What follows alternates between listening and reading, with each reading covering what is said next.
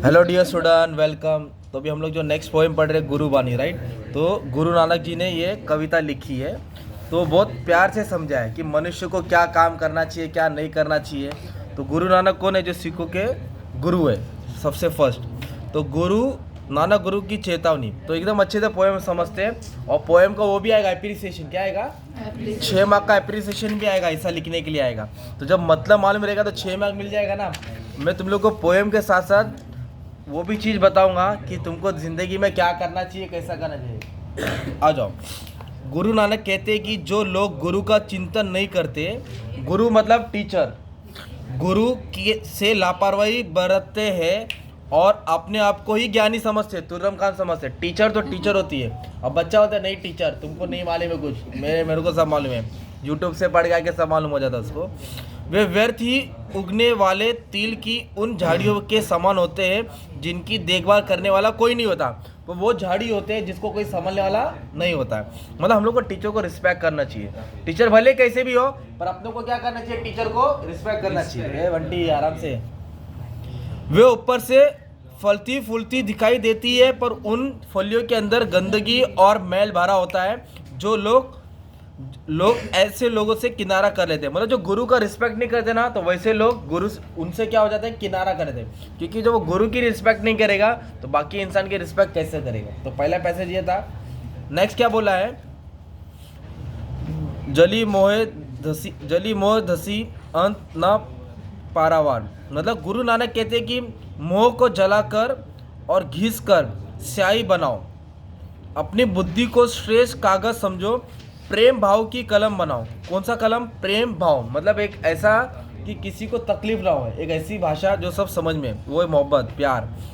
चित्त मतलब मन, चित्त को लेखक समझो और गुरु से पूछकर लिखो। नाम की स्तुति साथ ही यह सच्चाई भी लिखो कि प्रभु का ना कोई आदि है और ना कोई अंत है। मतलब ईश्वर एक है ना, उसका एंडिंग कुछ है नहीं। तो बताए ईश्वर के बारे में। अभी मन को देखो क्या बता रहे। ये मन तू दिन रात भगवान के गुणों का स्मरण कर। स्मरण मतलब याद करो, है ना, मालिक को याद करो। जिन्हें एक क्षण के लिए भी ईश्वर का नाम नहीं भूलता, संसार में ऐसे लोग विरल होते हैं। मतलब जो ईश्वर को हर वक्त हर पल याद करते हैं। आप लोग कभी याद करते हैं जब ज़रूरत पड़ेगी, पर कुछ लोग वैसे होते हैं जो हर वक्त हर पल मालिक को, ईश्वर को याद करते हैं।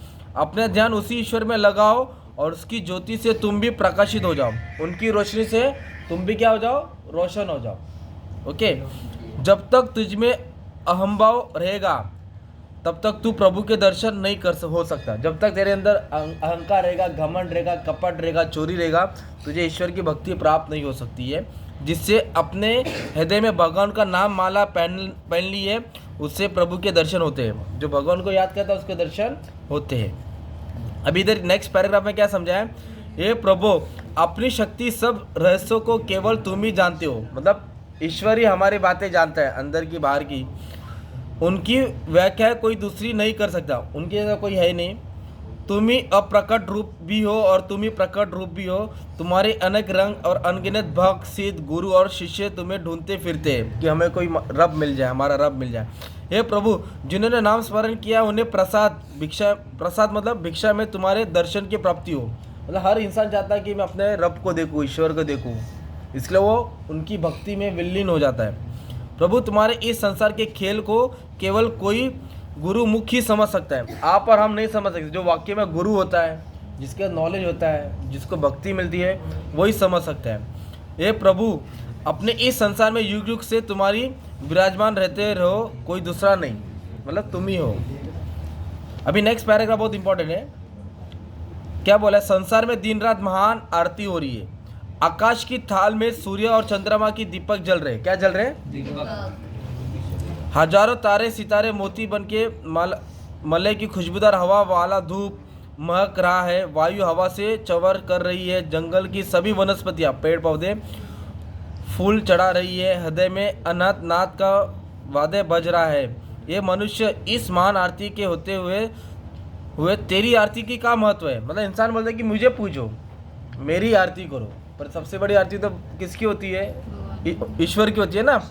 क्योंकि उसकी आरती में सूरज है, सितारे है, चांद है, और इंसान क्या बोलता है? मेरी पूजा करो, मैं बहुत बड़ा आदमी बन गया हूँ। तो वो इंसान के ऊपर बताया कि इंसान किस तरह, अर्थात भगवान की असली आरती तो मन में उतारी जाती है, श्रद्धा की भक्ति सबसे बड़ी भेंट है ना। इस तरह ये पोयम गुरुबानी हमने समझे, राइट। तो आपको एग्जाम में क्वेश्चन आएगा, क्या क्वेश्चन आएगा मालूम है क्या? निम्नलिखित मुद्दे पर आधार पर दो पदों का रसवाद क्या लिखा है, रसास्वादन कीजिए, और पोयम का नाम लिख के आएगा गुरुबानी। क्या लिख के आएगा नाम? तो आप लोग लिखेंगे रचना का शीर्षक गुरुवाणी, रचनाकार गुरु नानक, कविता का केंद्रीय कल्पना मेन मैसेज क्या है, फिर रस अलंकार एक दो सेंटेंस पोयम को उठा के लिखने का है, फिर प्रातिक निधन मतलब क्या मैसेज मिल रहा है, कल्पना मतलब क्या कहना चाह रहे हैं। तो इस तरह ना तुम आप लोग ना ये सब लिख सकते हैं। 6 मार्क का आएगा। कितना मार्क आएगा? तो पोयम पढ़े रहेंगे तो ही तुम लोग 6 मार्क का आंसर लिख सकते हैं ना। तो हर पोयम में तुमको कविता कवि का नाम याद करना पड़ेगा, गुरुबानी गुरु नानक, इस तरह, ठीक है। तो फिर वैसे पैसेज आएगा 6 मार्क का, तो रीड कर लेंगे, सॉल्व कर लेंगे, आंसर आ जाएगा तुम्हारा, इतना हार्ड नहीं रहेगा, है ना। अगर रीड करने की कोशिश करेगा तो आ जाओ बता दो। गुरु को महत्व ना देने वाला कैसा होता है? तो गुरु को महत्व नहीं देने वाला कैसा होता है? व्यर्थ ही उगने वाला तिल की झाड़ी के समान होता है, केवल ऊपर से फलते फूलते दिखाई देते हैं, उनके अंदर गंदगी और मैल होता है, लोग उनसे किनारा कर लेते हैं ना। अभी सुना ना हमने, वो लिख सकते हैं।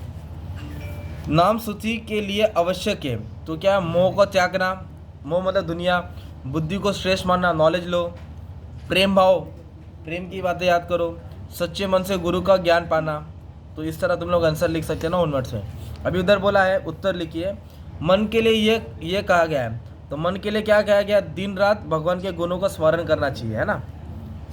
संसार में ऐसे लोग विरल होते हैं, कैसे? जो एक क्षण भी भगवान का नाम नहीं भूलते। साधक को अपना ध्यान इसमें लगाना है, भगवान में लगाना है। प्रभु के दर्शन के लिए आवश्यक है साधक को अहंभाव का त्याग करना है। अहंभाव अहंकार बोल सकते, क्या बोल सकते हैं? समानार्थी मीनिंग, तन मतलब शरीर होता है, तन मतलब मसी मतलब स्याही, मसी बोले तो स्याही, इंक। मति बुद्धि, तेरी मति मारी गई है मतलब बुद्धि, है ना। पिक्चर में डायलॉग आता है ना, संसार माने दुनिया, KGF में बोलता है ना, क्या चाहिए? दुनिया। इस तरह तुमको एग्जाम में कैसे भी आएगा तो आपको प्रैक्टिस करना है, ठीक है। Thank you very much.